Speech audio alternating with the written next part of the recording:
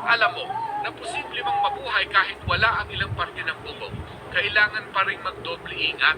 Ang delikado dyan, maaaring ma-injure ulit yung walang skull. Balat na lang yan na nakatakip sa ibabaw mismo ng utak, konting bugbog, konting palo, konting bagok, pwedeng mamaga yung utak since wala na tayong skull na magpoprotect sa ibabaw ng ating utak. Kung makararanas naman ng pagkauntog o pagkabagok, Pwedeng i-observe nyo overnight sa bahay. Kung emergency nga nangyari, pa-check up talaga kayo kinabukasan. Lalo na pag may kasama na itong pagkasakit ng ulo, pagsusuka, pagtutulog-tulog, at iba pang sintomas na sa tingin nyo ay hindi na normal. Ingatan natin ang ating mga ulo, syempre, kasi utak, ito yung nagkokontrol ng lahat ng ating katawan.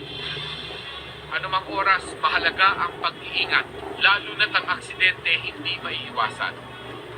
Ako, si Mark Salazar, at yan ang kwentong